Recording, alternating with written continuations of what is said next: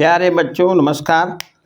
आज के इस वीडियो में कक्षा 9th की विषय गणित में पाठ 1 जिसका नाम है संख्या पद्धति, इसके विषय में परिचय कराएंगे। जिसके भाग 1 में कौन कौन से इसमें सूत्र आएंगे, कैसे कैसे इनको सवाल को हल किया जाएगा, इसके विषय में आज पूरी जानकारी हम देंगे। तो पाठ 1 जैसा कि नाम है संख्या पद्धति, तो सबसे पहले इसमें संख्याओं के विषय में बताया गया है। तो सबसे पहले जो संख्या है वो प्राकृतिक संख्या है, यानी प्राकृतिक संख्याएं कौन कौन सी हैं, जिसे इंग्लिश के अल्फ़ाबेट L से प्रदर्शित किया जाता है। 1 से अनंत तक की संख्याओं को प्राकृतिक संख्याएं कहते हैं। तो जैसे यहाँ पर 1, 2, 3 और डॉट डॉट कैसे हम लिखते चले जाएं, तो ये संख्याएं क्या कहलाती हैं? प्राकृतिक संख्याएं कहलाती हैं। जैसे हम इसको ये भी कहते हैं, जो हम काउंट करते हैं, जो गिनते हैं, काउंट करते हैं, उन्हें हम प्राकृतिक संख्याएं कहते हैं।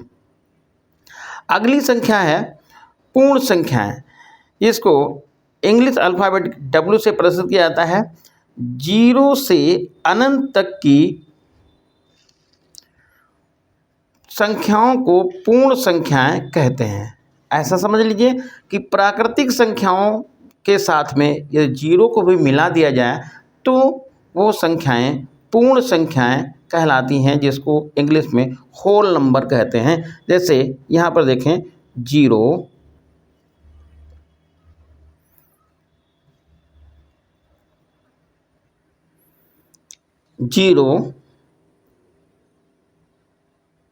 1, 2, 3, 4 और ये डॉट डॉट यानी इन्फिनिटी तक की।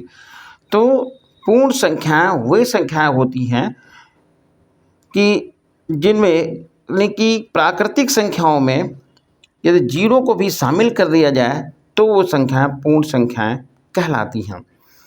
अगली है पूर्णांक। पूर्णांक क्या है? सभी पूर्ण संख्याएं ऋणात्मक संख्याएं को साथ 0 के साथ मिलकर पूर्णांक बनाती हैं। जैसे यहाँ पर हमें लिखने 0 और इधर हमने लिख लिया ये 1, 2, 3,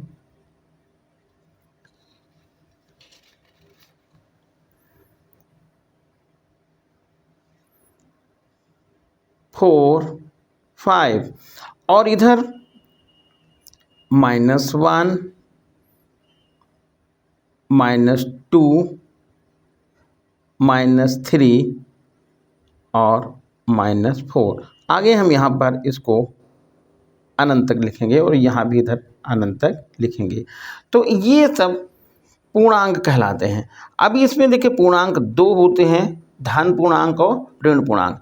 0 के जो राइट साइड में होता है, जो अंक है 0 के राइट साइड में 1, 2, 3, 4, 5, ये धनात्मक पूर्णांक कहलाते हैं। और 0 के जो बाईं साइड में होते हैं, जिसके आगे माइनस का निशान लगा हुआ है, इन्हें ऋणात्मक पूर्णांक कहलाते हैं। तो धनात्मक पूर्णांक कौन से होते हैं? जो प्लस में होते हैं। और ऋणात्मक पूर्णांक कौन से होते हैं? जो माइनस में होते हैं।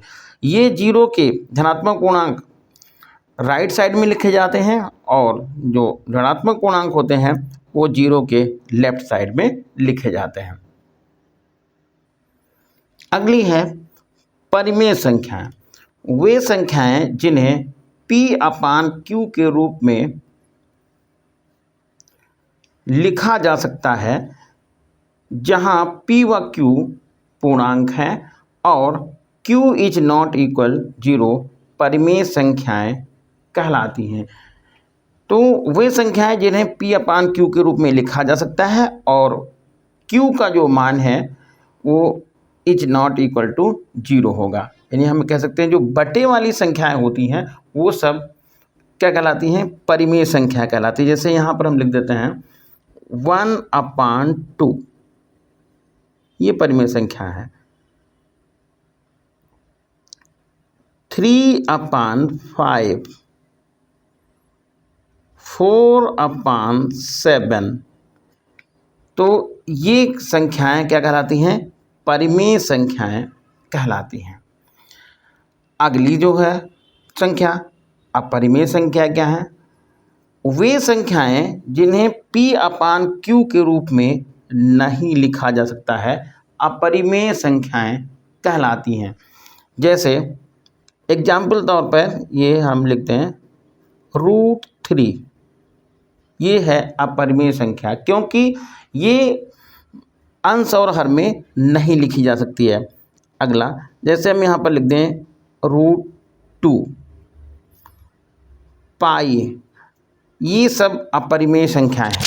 जैसे आपके दिमाग में हो सकता है कि पाई का मान तो 22/7 होता है, तो बटे में लिख दिया गया, तो परिमेय संख्या है। जबकि ये इसका एक्चुअल मान नहीं है 22/7, इसलिए पाई जो है वो अपरिमेय संख्या है। और √2, √3, √5, √7 ये सब जो हैं अपरिमेय संख्याएं हैं, क्योंकि इनको जो है अंश और हर के रूप में पूरा नहीं लिखा जा सकता है। अगली संख्या है अभाज्य संख्याएं। एक से बड़ी वे प्राकृतिक संख्याएं जो एक से या स्वयं के अलावा किसी और संख्या से विभाजित नहीं होती हैं, अभाज्य संख्या कहलाती हैं। तो जैसे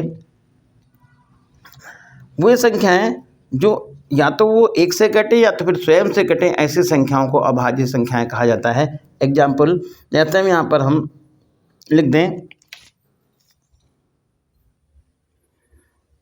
हाँ, तो जैसे उदाहरण देखें तो यहाँ पर जैसे ये 2 है, 2 केवल एक से कटेगी और ये स्वयं से कटेगी। संख्या 3 ये भी एक से कटेगी और स्वयं से कटेगी।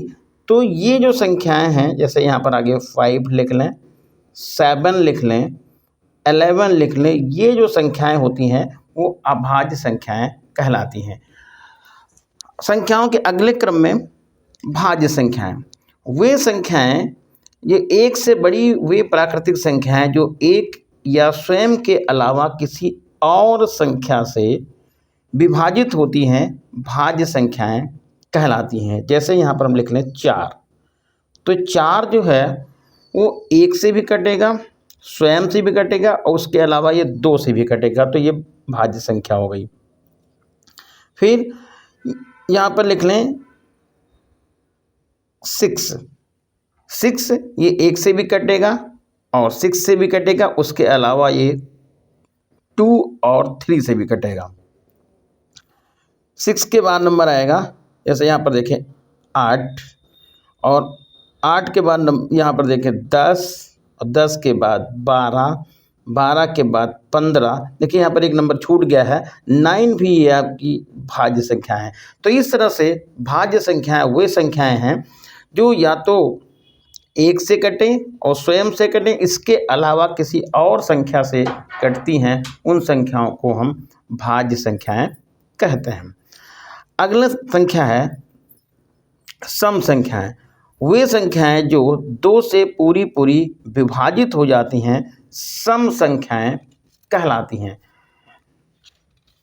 2 से पूरी विभाजित होने वाली संख्याएं क्या कहलाती हैं? सम संख्याएं कहलाती हैं। जैसे यहाँ पर लिख दें 4, ये 2 से पूरा डिवाइड हो रहा है। 6 ये सम संख्या हो गई। ये 8 ये भी सम संख्या हो गई। और यहाँ पर 10 ये सम संख्या हो गई। 12, तो 2 से पूरी विभाजित होने वाली संख्याएं क्या कहलाती हैं? सम संख्याएं कहलाती हैं। अगली संख्या है विषम संख्याएं। विषम संख्याएं वे संख्याएं होती हैं जो 2 से पूरी विभाजित नहीं होती हैं, विषम संख्याएं कहलाती हैं। जैसे यहाँ पर ये 3 है, ये विषम संख्या हो गई। 5 विषम संख्या, 7 विषम संख्या, और फिर 11 ये विषम संख्याएं हैं, 30 विषम संख्या। तो इस तरह से ये संख्याएं क्या कहलाती हैं? विषम संख्याएं कहलाती हैं। तो विषम संख्याओं की पहचान क्या है? वही संख्याएं जो 2 से पूरी पूरी विभाजित नहीं होती हैं, विषम संख्याएं कहलाती हैं।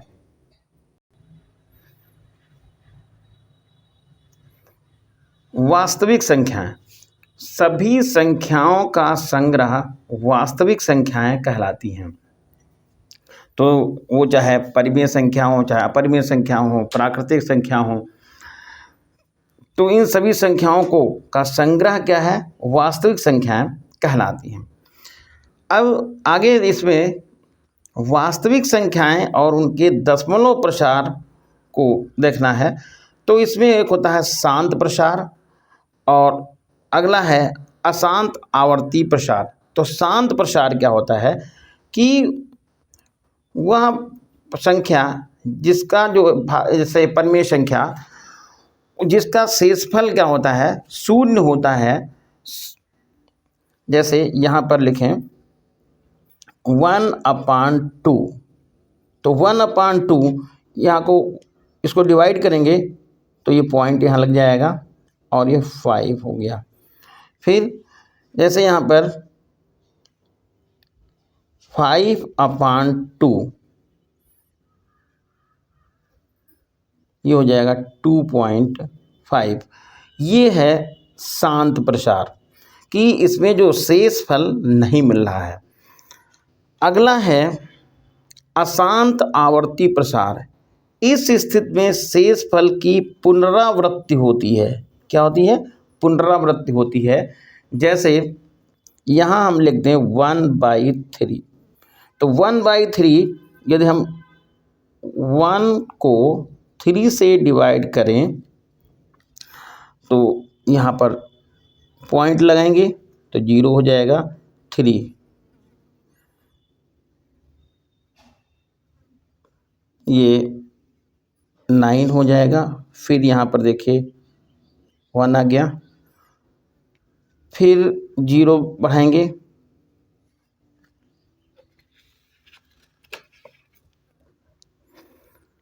और यहाँ पर 3 बार लिखे तो 9 हो गया। फिर ये तो अगर देखिए इसमें जो शेषफल की पुनरावृत्ति होती है तो ऐसा जो प्रसार होता है वो अशांत आवर्ती प्रसार कहलाता है। और ये आपका 3 इस तरह से है। तो ये हो गया अशांत आवर्ती प्रसार, क्योंकि ये इसमें जो है शेषफल की पुनरावृत्ति होती चली जाती है। अशांत अनावर्ती प्रसार, इस स्थिति में शेषफल की पुनरावृत्ति नहीं होती है। जैसे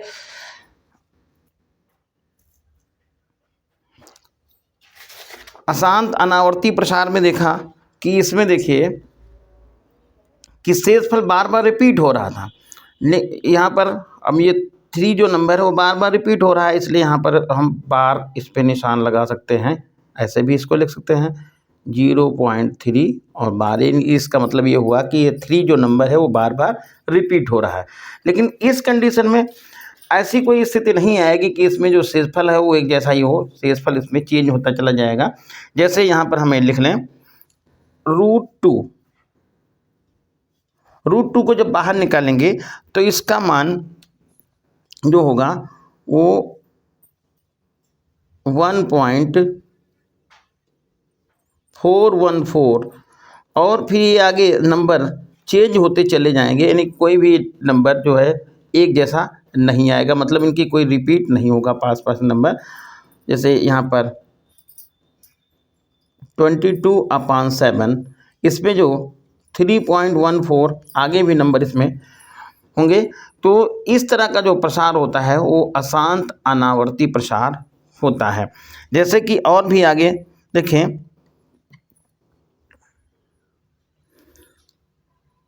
2/7, ऐसे यहाँ पर 2/7 लिख लें। तो 2/7 इसको जब डिवाइड करेंगे तो जो मान आएगा वो हो जाएगा 0.2 8 5 7 1, इस तरह से नहीं नंबर ही आगे इस पर और भी मिलते चले जाएंगे। और इस तरह का जो प्रसार होता है वो अशांत अनावर्ती प्रसार होता है। तो प्यारे बच्चों, आज जो है ये पहले चैप्टर का परिचय हमने कराया है, जिसमें संख्याओं के विषय में हमने बताया है कि किस तरह की संख्याएं होती हैं और उनको कैसे पहचाना जाता है। तो अगले वीडियो में इसी क्रम में आपको एक्सरसाइज के क्वेश्चन कराए जाएंगे। और चैनल को आप लोग सब्सक्राइब करिए, शेयर कीजिए। धन्यवाद।